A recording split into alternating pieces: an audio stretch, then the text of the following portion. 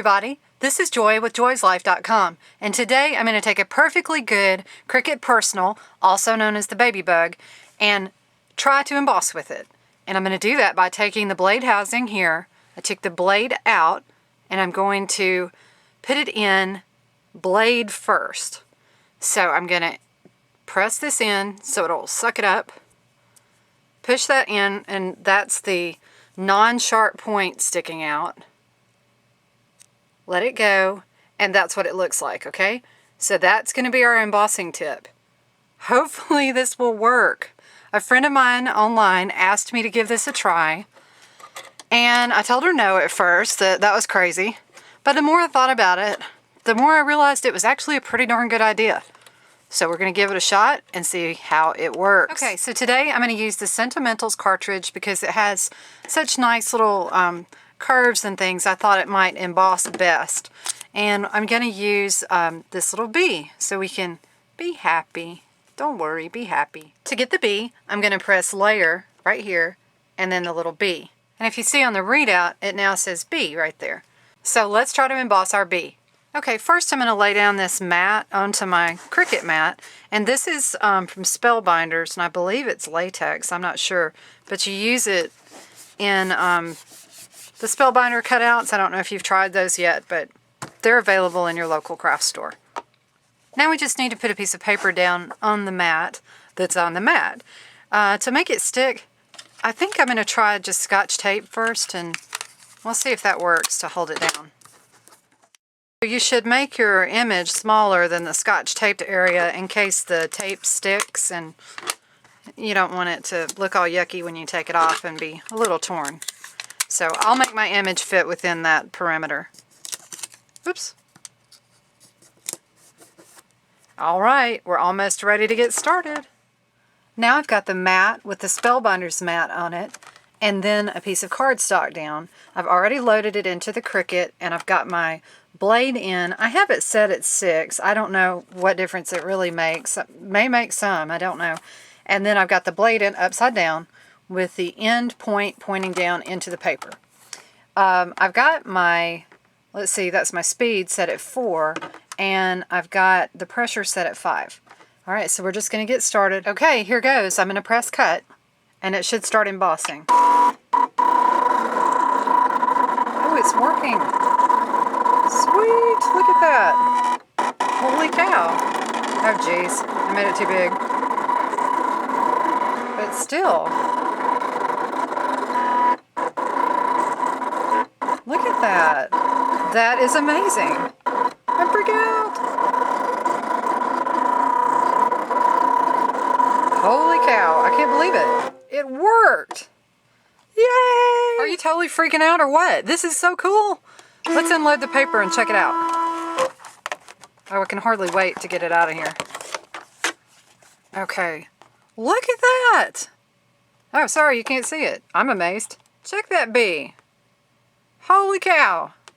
That is totally cool. Bee, you are rocking it. Can you see that? That is totally amazing. Let's just pull it off. Hey, look, even the back looks pretty good. That would be the debossed image, and then the embossed image. Good grief, and my embossed tape, which we all need. Just kidding. That is spectacular! Yay! Okay, there's so many things you could do with this. I'm not even beginning to touch on them tonight, but I'm just excited about this. So just think, if you made a smaller, more detailed emboss, all the stuff you could do with it.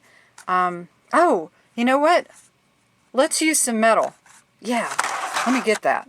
Okay, check this out. I got some assorted color foil that's by Spellbinders. They're the same ones I was telling you about who did that mat that I used. This one. But you can use other mats. There's even one that comes with the Big Shot, and I guess the Cuttlebug has... No? It doesn't use anything like that, I don't think, unless I'm just not remembering it. But anyway, you can get one of these anywhere, and this is so cool. So I've got my metal here. Foil. We're going to use the copper-colored side. Or, I'm sorry, I guess that's gold. I must have failed colors in kindergarten. So we'll use that because it looks kind of like a bee. And I'm just going to tape it down again, okay? I think that makes sense. It worked well the first time. Let's just rock that baby again because it was so successful. All right, so we got this. Let's hit it. Okay, I still have my settings for the bee, so I'm going to hit repeat last.